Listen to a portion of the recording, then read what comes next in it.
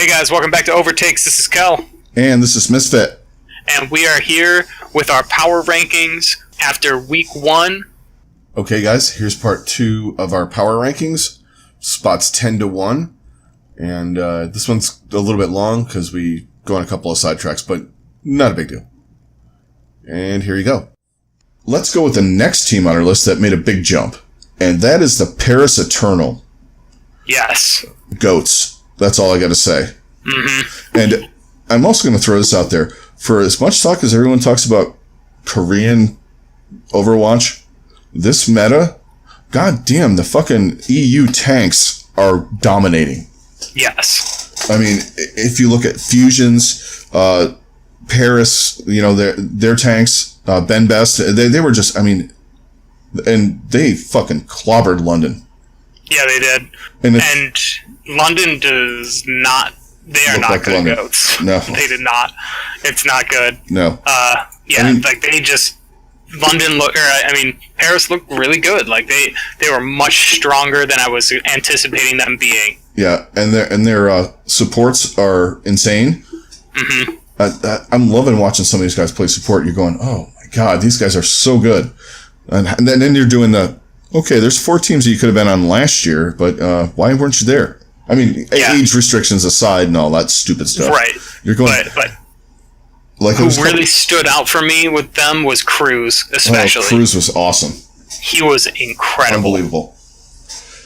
And then with Finzi and Finzi was phenomenal on tank. Yeah. Finzi and Ben Best were great. Yeah. And then you throw in Soon, who played out of his mind. Mm-hmm. He had a good match. I feel like this is a much better environment for Soon to be in. Yeah. And he looks so much more comfortable, and I really think that he's going to be...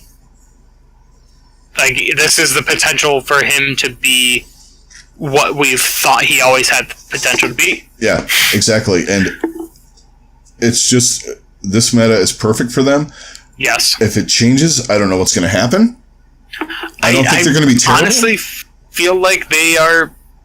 If they were able to play this well in this meta with who they have, I really think that they can play any meta, because any other meta is most likely going to have some kind of hit scan, and you got Soon.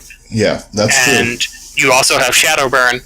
Playing your projectile. And then you have these other guys, too, that have the potential to be really good as well. So I'm thinking that this team is very well set up and very well constructed, and they're going to be better than people think. Yeah, especially us. Yes, especially us. We were not believing in them. No. Yeah. Let's move on to the next team who played Paris, and that is the London Spitfire. What they fall took a tumble. From grace. Yeah. Well, I knew they weren't good at goats. I didn't know they were that bad at goats. Yeah. But then, unfortunately, it's not even just goats, though. That's the thing. Like, they just look completely discombobulated, and like they didn't know what to do. It's weird. I'm sorry, we're not following protocol. We're not calling it 3-3. Oh yes, right. All weekend 3-3. You do not want to acknowledge that it's called goats because you're not acknowledging that team called goats because you don't like anybody that was on there. Right. Like I don't understand the not wanting to say that. It was very, very strange. Yeah. That's like not especially calling the 46 defense the 46 defense because you don't like Buddy Ryan. Right. Like, oh no, we don't call that the West Coast offense. We call that slants. Yeah. Or like some shit like that. Yeah. Like, we don't call that the air raid. Yeah. Or no, we don't call it the Big 12 offense. We call it air raid. Yeah. Or some shit like that. Yeah. That's what it might as well be. Like. Yeah, I know. Get it. I didn't get that. But, boy, they look bad. Yeah. One of the worst parts, honestly, is bird ring on Zarya. That does not work. Because when guard came in, they looked pretty good. Right. Well, then you're also forcing Prophet to play Brigida. Yeah, well, that's the meta, though. I mean... But then I don't understand, why wouldn't you have... Like, what I don't get is, why is Prophet not playing? Why are those two not reversed? I feel like that would just work so much better. Maybe he's terrible on Zarya. It's really confusing. Maybe he might not be good with the bubble management and all that stuff. The timing and stuff of the bubbles, I find that hard to believe, but I was thinking the same thing. Because he's so good. But it just feels like such a waste to have such a talented player like him just forced to play Brigitte the whole time, and then you got Birdring, who just is not a good Zarya. No. And it falls into, like we talked about last year, with the people not liking to play Mercy. I think some of these guys don't like playing Zarya. Some of them don't like playing Zarya, and then others don't like playing Brigitte. Yeah. And I feel that's the situation for both in this. Mm-hmm. I mean, they want to play Genji and, Widowmaker and... Tracer. Yeah. Yeah, they want to play the characters that they have fun with. That being said, Prophet still had a 5 kill on fucking Pharah. He did. Because, Prophet's still Prophet. Yeah.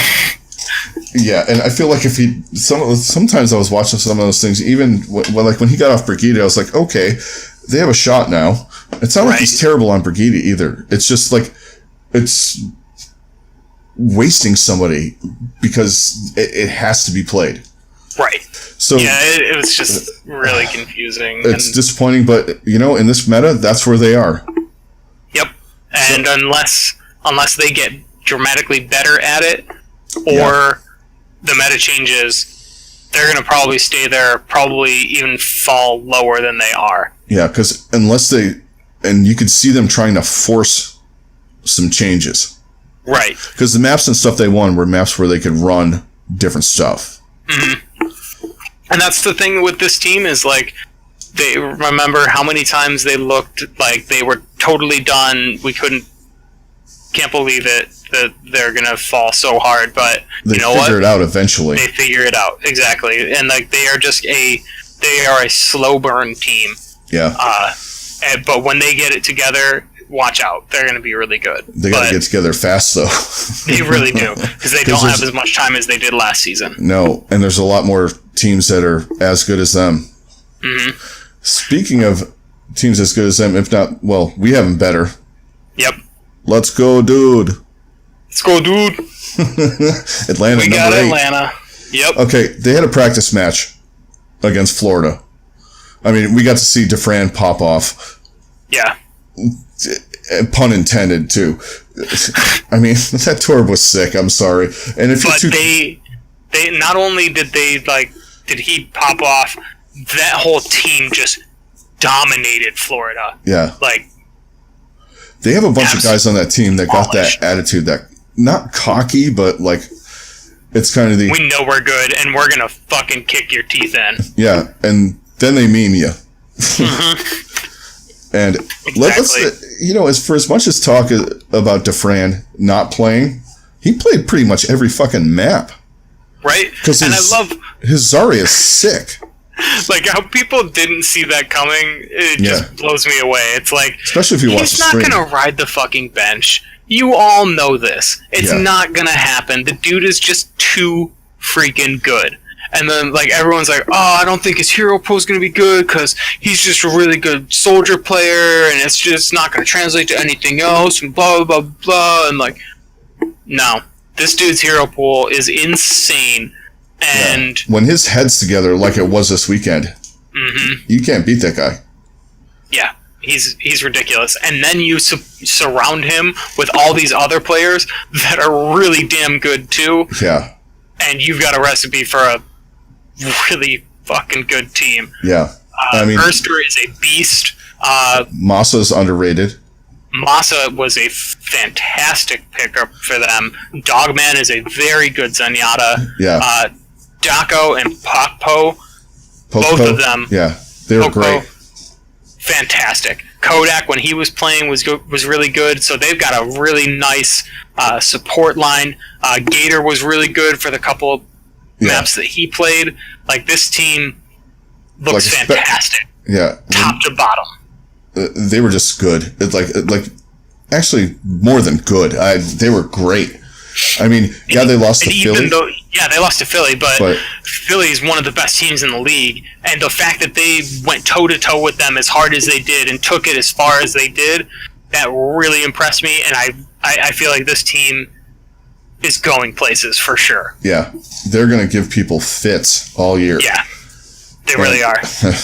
If Dufresne keeps playing Zarya like that, I mean, and playing the other, because he can pull out weird shit too. His Sombra was really good too. His Sombra, I've been saying he was playing Sombra a lot during the World Cup time, and people were like, "Oh man!" And then as soon as he made his announcement, I was just like, "He's gonna make Sombra a part of the meta because he's just that damn good at her." And like, I mean, she kind of is in some. She is a good counter against goats. I like her in certain points, and I think that the more we see of it with her, I think that it's going to happen more and more often. You just need if you can find a DPS partner with her in some way. I don't know who it'd be or how you would, I mean, obviously it was Doomfist for a bit until they smashed him into the ground again. Right. Because people were crying in their fucking cereal. Right. But no, just from top to bottom. And then, I mean, making Torb work, it's one map and one section of a map, but making Torb work at all is hilarious and amazing. Like, I love it so much. Oh, yeah, I know. And the thing is this is what happens when you get a guy that's like that, with the team surrounding him with a really high-quality lineup, and it's awesome to watch. Because for as much as they say about he's going to go off and he's a solo dude, he played really well on a team. I mean, he had a couple of like 900 IQ plays on Zarya. Right. There was a few times where he was a little too aggressive with his Zarya, but usually, even when he died, it still helped turn the team fight. Like, there was times where it's just like, oh, Dufresne goes down, but Atlanta's still in control. Yeah. Because there was like one time, I think it was on Volskaya, point B, it was like against Philadelphia. Poco was trying to sneak around, and they were going in on point B, Atlanta, and he just kind of went after him and kind of pushed him back a little bit, and he kind of, but he snapped around, and it was a nice play. I mean, he made a few of them. And then you have Massa, who we didn't play. Oh my god. Which is so many huge boops. Yeah. I mean, how many he was making Sato his bitch. Oh yeah. On Ruins. Oh man, he was How many times did he boop him off of there? It was 2 or 3 times, and then he got a couple of boops on Wells. Yeah. So like, I was. Oh god, it was so good. Sato gonna come in there again? Yep. There we go. There he goes. We go again. Oh, that's the wrong guy. Right. Yeah. Okay, so let's move Atlanta really impressed me. They were really good. But fantastic. Let's move up to the next team. So they dropped down a couple. They didn't have a terrible week. That's the Seoul Dynasty. Yes. They were good, but they looked terrible against Dallas at points. Yeah, they did. And I don't want to say last year's Seoul Dynasty. Yeah. But against the Gladiators, they looked absolutely phenomenal. Yeah. And they were getting the play out of the key players. You had Fissure going off. You had Rouge Hong playing really good. Fleta was fantastic on Zarya and whatever else he was playing. And the other guys filled in and did okay. And Michelle is their off-tank starter now. I think Zumba's kind of like their backup. Yeah, Michelle is a beast. Which is probably... His hero pool is stupid, too. I think that's what is really... For this meta, with like those times where it's like, okay, you either have to play... If you're not playing goats, you have to be flexible enough and have players that are flexible enough to switch mid-map to other things. Right. But still be able to switch back to goats. Yeah, exactly. I think his Zarya is on par with Zumba, if not a tick better. But I think he can play Zarya, he can play Sombra, and he can flip to a DPS better than Zumba. Yes. I think that's, your off-tank now has got to play DPS too. Mm-hmm. I mean, they have to have they have to be able to pull out a Pharah, a Sombra, something. Right. Absolutely. And they just, he just was able to do that better, and he looked really good. But then today against Dallas, they look bad at times. Like I said, to be fair, one thing I did want to say with Dallas is it felt like they used that first game to be like, okay, here's kind of our ideal starting lineup with the most potential, but it just didn't work out. And this game, they made adjustments with the people that they were playing, and they used the guys that were playing better, right? And the guys that played well, and they played 10 times better in this game. Yeah, they did. It's coaching. They just looked more together. The coaching just looked so much better for this team, and I think that's huge for Dallas. But also, it's a sign that Seoul isn't being coached well again. Yeah, or they kind of went in there. I think they put a lot of their resources into that Gladiators game. Yeah, that's true. And I'm not taking anything away from Dallas, because Dallas kicked their ass at times. I think they put a lot of resources into that, and then I think they were expecting Dallas to make the same mistakes and keep doing the same thing that they did in the last game and not make adjustments. So they just prepped for them, thinking that they were going to keep doing the same thing and not doing what they ended up doing. Yeah, and they did not show a good ability to adjust in the middle of the match. There were times where I was going, "Are you guys gonna change up, or are you gonna just keep ramming your head against the wall?" Oh, okay, ramming your head against the wall. It rears its ugly head again. Yeah, they just, I don't know. They look. It was hard to say hard to get a gauge. So that's why we dropped them down from 5 down to 7. I think they're still really good. They could keep falling. Right, they could keep falling, or they could come back up. Yeah.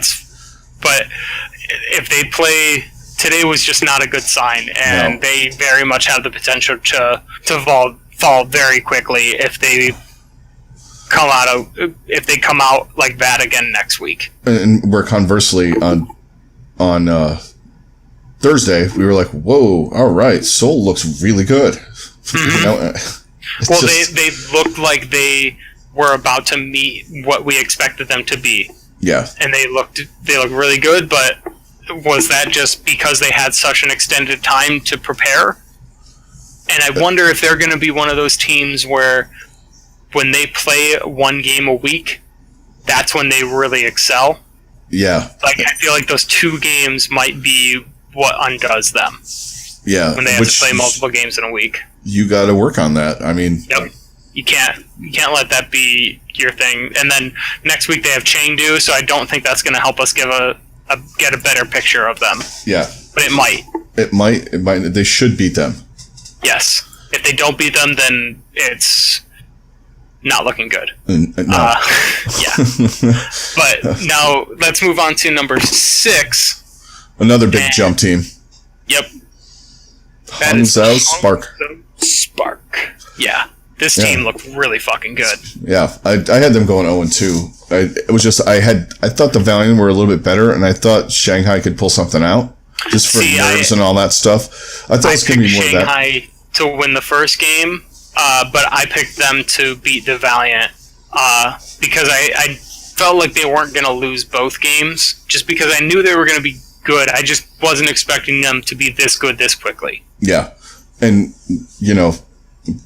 big brain people like Monte Cristo had them pretty high. Right.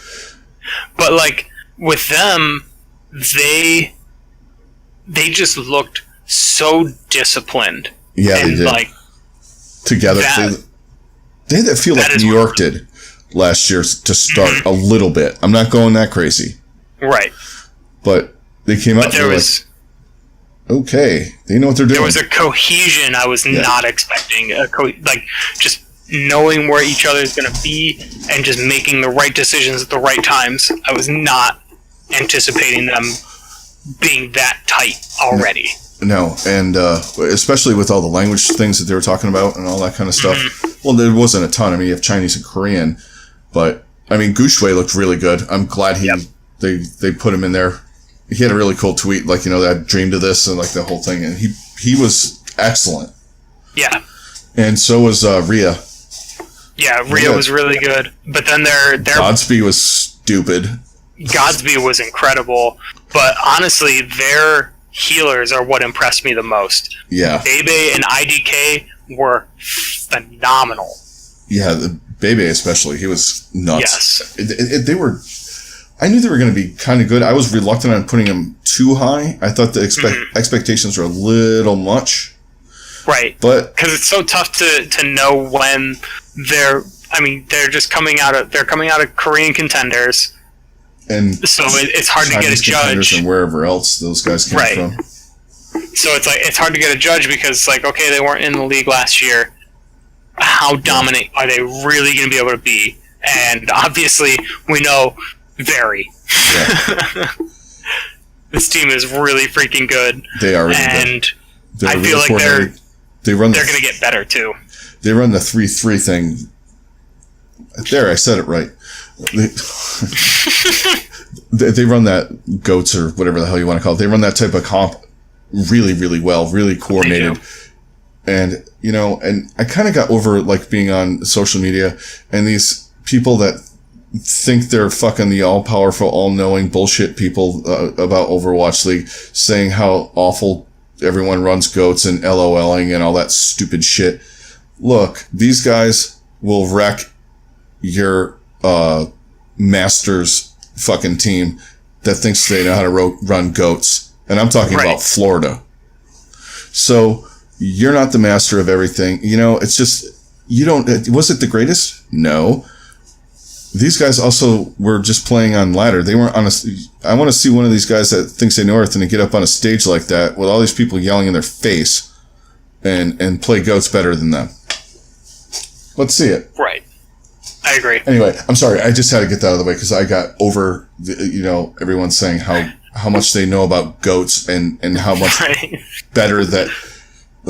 shut up. Yeah, we get it, guys. Yeah. But so let's jump to our next team. Number 5, we have the LA Gladiators. Yeah. This team looked... They looked good in both matches. Completely lost. I mean, yeah, they looked really good at times in the first match, but they looked lost at times because Seoul was just running circles around them in that game. Yeah, there were times where Seoul was just... Well, Seoul wanted to mash them. Yes. Basically, Fissure wanted to mash them. Mm-hmm. So they picked them apart at every opportunity they could. But there was still times where the Gladiators still looked really good. They just got outplayed in general. But then they go out and play today, and they looked worlds better, and they looked like the team we thought they were. Yeah, and you go over it. I mean, you got Big Goose, Shaz, Surefour. I mean, those 3 guys alone. And then you add Roar in there, who played well enough against Fissure. Yeah, he had moments where he was kind of off, but I don't know. He looked decent. He looks like he's still kind of feeling things out because there was definitely even times today when they were playing the Shock where I felt like, ooh, he just didn't, like, he made a huge mistake here or just like a little mistake here that cost somebody else. Yeah. Like, that was some things that I saw with him. He wasn't as dominant as I was expecting him to be to start, but I think he will get better, and he also showed some signs that he's going to be really damn good. Yeah, I mean, he's got a really good IQ about the game and stuff. I think he's going to be good. There's also nerves. It's the first week, all that kind of stuff. And I'm not making any excuses for him. But the one thing is that they had Void play a lot, which he looked way better than he did last year. Yeah, he looked way better than he did last year. And I still think that's a hole on that team. Yeah, because between him or Bishu, I just don't think that either of them are good enough to... They're not on that level where you're talking about Space or Fury or Envy or Meko or those kind of guys. But where they make up for that is 100% in their support line because Big Goose and Shaz just proved once again that they are one of the top duos in support. Big Goose especially. Like, Shaz was good this week, but Big Goose stole this show, and he looked phenomenal. Yeah, and playing Lucio is way better for him than playing Mercy in any for stretch. sure. Well, pretty much any of them. Right. But him especially, because his Lucio is ridiculous, and he was showing it. He was showing why he is one of the best Lucios in the world. Because, my God, how many environmental kills did that guy have? How many just big, impactful sound barriers? Yeah. How many times did he come in and get somebody out in a clutch? Like, just making plays. It just... I mean, we said it a lot last year, too. I mean, those two guys make that team go. Yeah. Because you can take risks when you have phenomenal supports like that.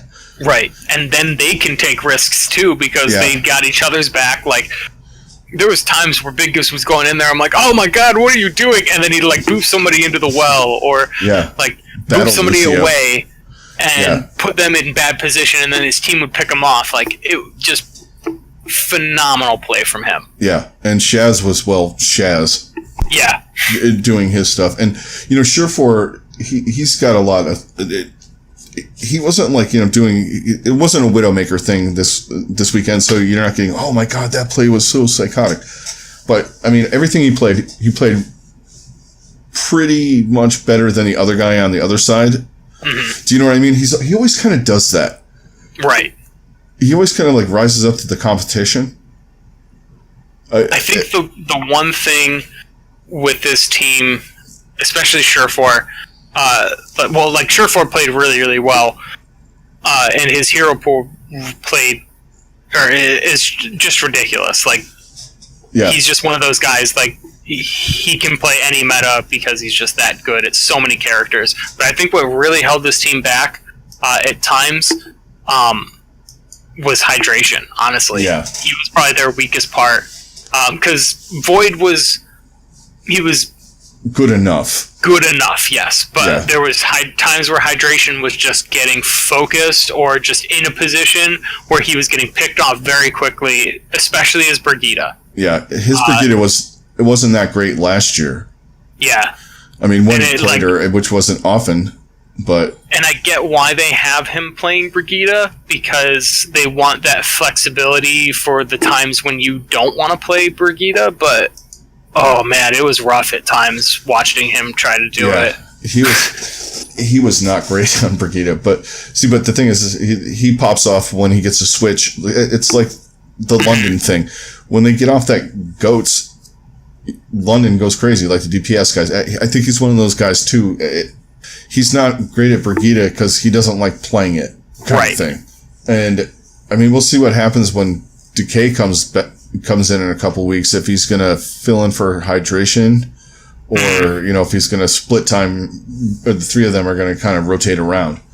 Yeah, I feel like it's going to, at least just start, it'll kind of rotate, but I think it depends on how big Decay's hero pool is, on where that ends up going.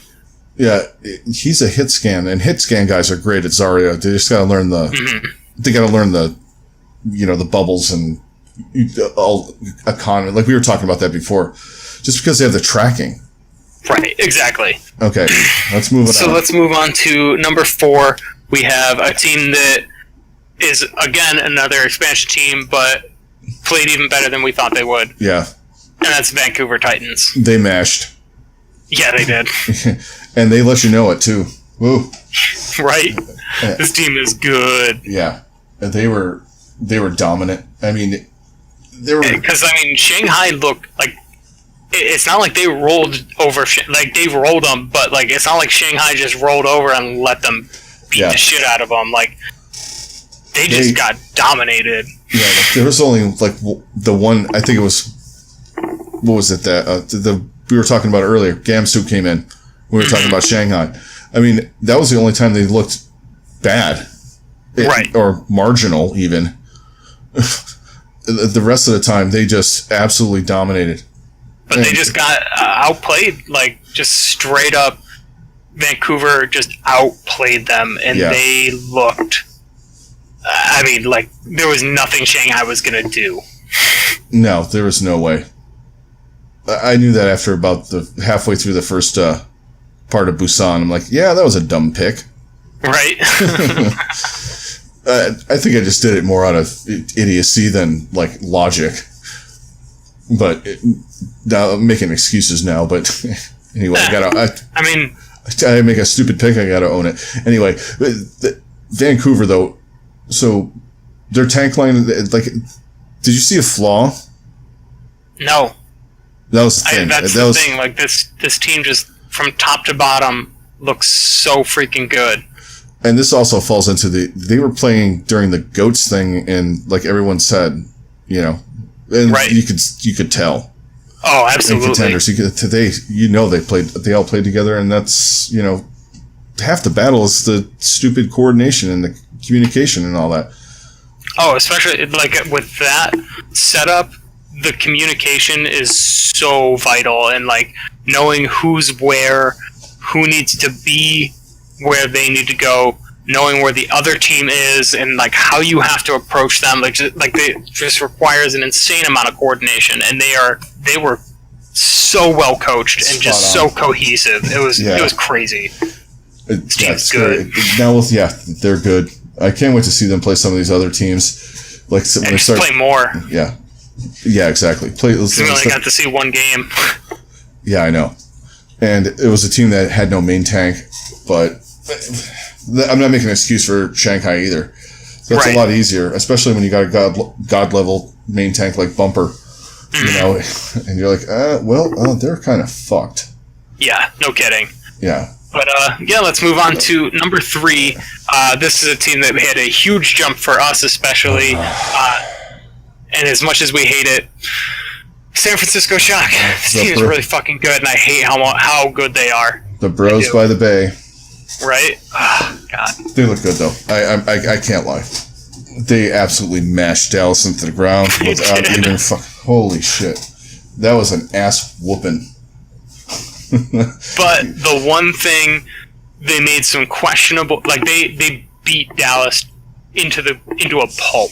They look unbeatable. Yeah. But they showed some of their weaknesses, and they're still similar to what they were doing last year, and there's just some weird coaching decisions. I still don't understand why on the last map they brought in, for your final map, they haven't played all game, and you switched to Rascal and Striker. Yeah, that was weird. When Sinatra and Architect were, like, they were gods. Just burning everybody into the fucking ground. Yeah. I mean, I don't know. That would have been something to play with, like, on the first map. Right. Yeah, that was weird. It was kind of let's get him playing time. That's like taking out, let's... It's like, we're going into overtime. Hoyer, get in there. Yeah. I wouldn't say it. That would be like, Brady's taking us in overtime. You know what? We're going to put it... It's really hard because Striker's really good, and, Rascal's decent too, but I wouldn't put them in that. That was a bad move. Yeah, it was just very questionable timing. Maybe he thought they could have given Philadelphia something. I don't know.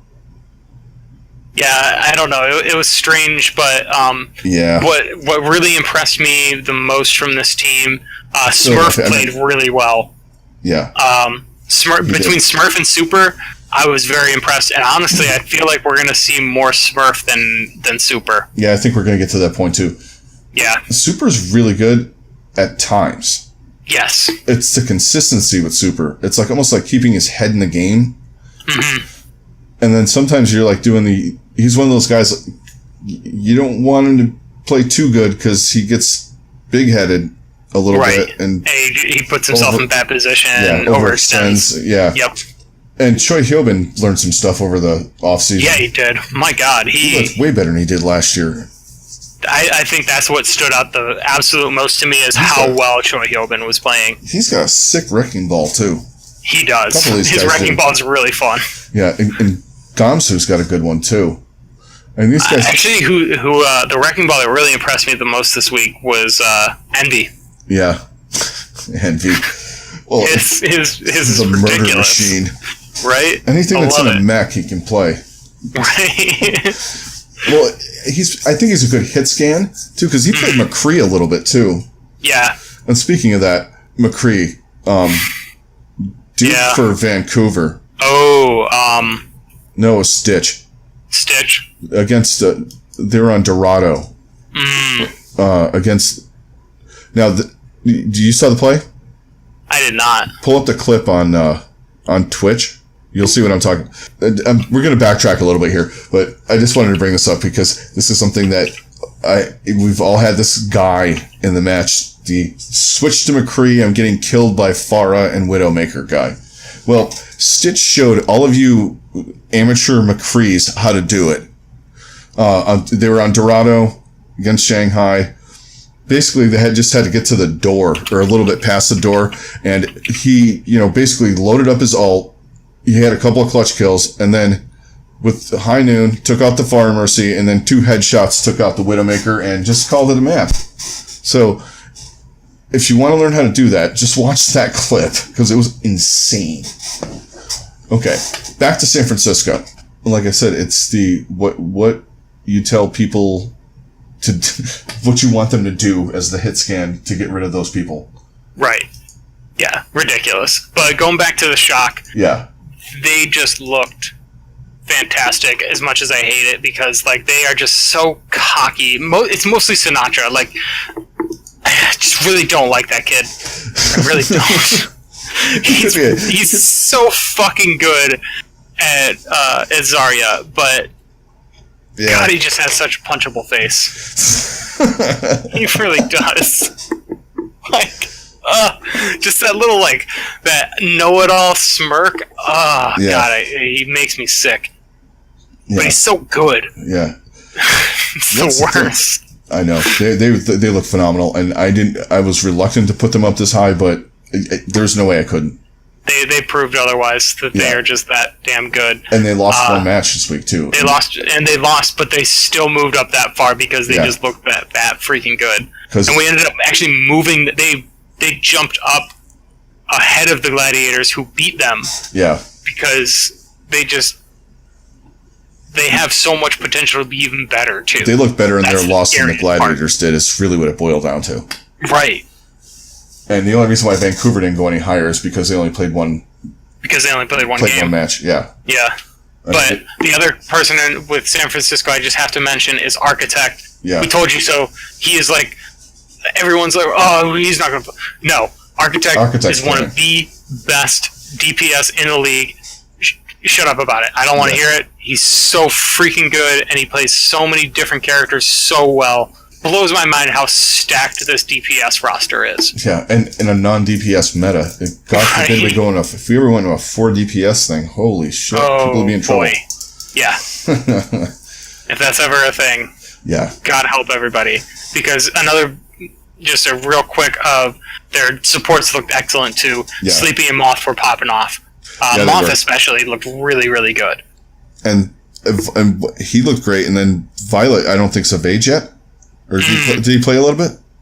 I don't think he did. It was all Sleepy. Yeah. But Sleepy looked pretty good too. He was making plays. But then there was also his trademark, what the fuck were you doing there? Yeah. Sleepy? Really? Yeah. Did you fall asleep? Yeah. What the hell are you doing, man?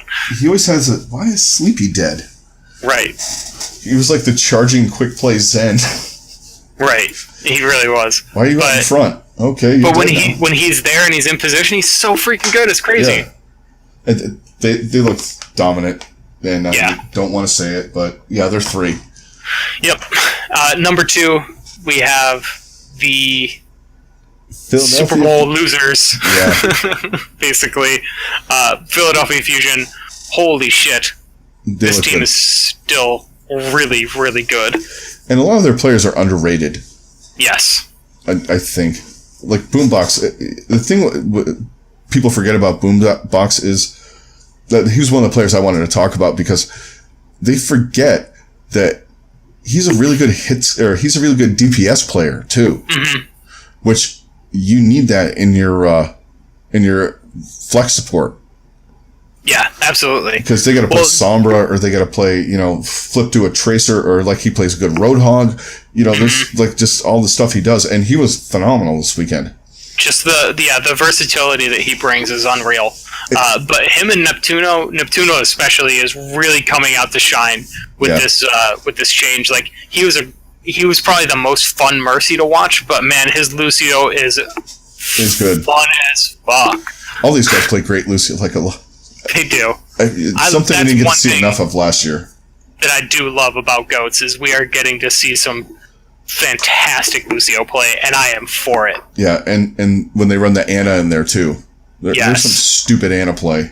Yeah, Boombox's Ana is really damn good too. Yeah, a lot of these guys have good Anas. I mean, you can go down the line. I mean, just watching sleep darts are insane in the sleep. Yeah, my God, ridiculous. Every once in a while, you hit one of those lucky ones. You're like, oh wow, I did that. Okay. These guys are just you're coming at me? Sleep. Right. Sleep. Shut up. Oh, you tried to dodge it? I knew where you were going. Yeah. But then, just from top to bottom, this team just looks so good. Honestly, their weakest player this entire weekend was probably EQO. Yeah. Because he's the one that gets to play Brigida, and he doesn't really get to make that much of an impact because all the other guys are making such a huge impact. Sato looked phenomenal. Poco looked fantastic. Carpe is probably the best Zarya in the league. We said that about three guys. I would honestly, my rankings for Zarya's, I'm going to go Sinatra, Carpe, Defran. Yeah. Of all the Zarya play that we saw, those three guys are what really stood out. And watching Carpe go against Defran, Fleta was really good too, but I can't put him above any of those three. Watching Carpe trade back and forth with Defran was so fun today. Just watching Carpe play anything is just insane. Well, you know what I think is happening with some of these guys that are playing, these DPS guys that are playing Brigida? It's throwing them off, too, because when they get on their DPS heroes, you're like, oh, yeah, they're going to pop off now. They've had to grind so much Brigida that they're not getting to play, if they, especially, they're not playing Pharah and some of the other things. They're playing Sombra and Brigida a lot. And it's somewhat disappointing. And I think it's also, with him, I think it's a case of, I don't like this. Yeah, I think it's a case of I don't like this, but also just in general, there's only so much you can do to make big plays. He makes you're gonna make. He's a really good Brigida because it's not like he was dying or anything like that. He was just there, and there wasn't really that many opportunities for him to make a big play. Also because, like I said, all the other guys were making the big plays before he even could. Well, yeah, you had that angle too, and the thing is Brigida, they're not flashy plays. There's stuff. If you went back and watched the matches, you're like, oh, okay, right. You can definitely have a huge. I mean, she has a massive impact. No question. It's just you don't really see it as much. Not at all. Especially when they're up there fucking around with a Rhine, and you're like. But I guarantee.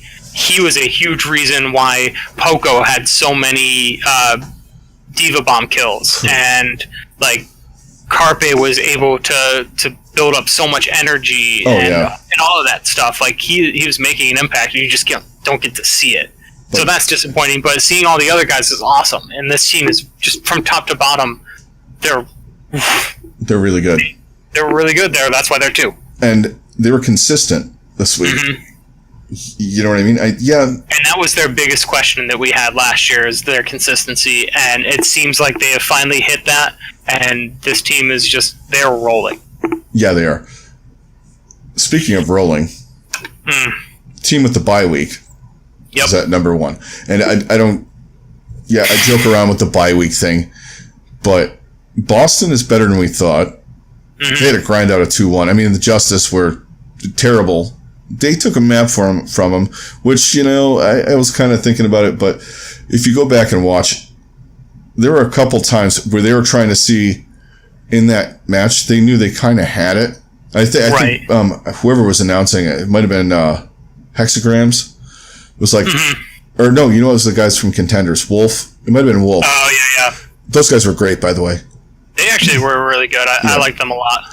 It was Wolf, I think. And he was like, it seems like they're just running comps to see how to bust goats. Yeah. I mean, that was a couple of them, because they knew they could just fucking mash them.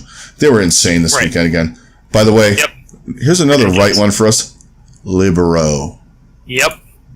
Told you. Oh my god, how much shit we took for drafting him. Libero, man. It makes me sick. You guys are all wrong. Yeah. Well, Libero's a beast. Yeah. I mean, we took some shit, and it was well-deserved in some of the places. Well, but we know we got that one right. Obviously, Jonak we got right as well. Well, the one place we didn't get shit was when we took Zumba. Right. And he didn't even play. Nope. I should have handcuffed him with Michelle. That was a bad move. Yeah. I don't know if anybody anticipated Michelle being as good as he is, but we'll get into that when we do our next one, and we'll talk about Let's talk about New York. Just New York in general. Nene. Who saw that one coming? Oh, me? Oh, yeah. Okay. Anyway. well, we were thinking Flower was gonna be able to really step up, but I was honestly, I'll be honest, I did not anticipate Nene being as good as he is. Okay, I knew Nene was going to be good because I watched some stuff, and his hero pool is stupid. I just didn't really know that much about the guy, honestly. He was phenomenal, and of course the rest of them were just New York. Right. Jonak. Exactly. Just ridiculous. This team. I forgot how much fun it was to watch.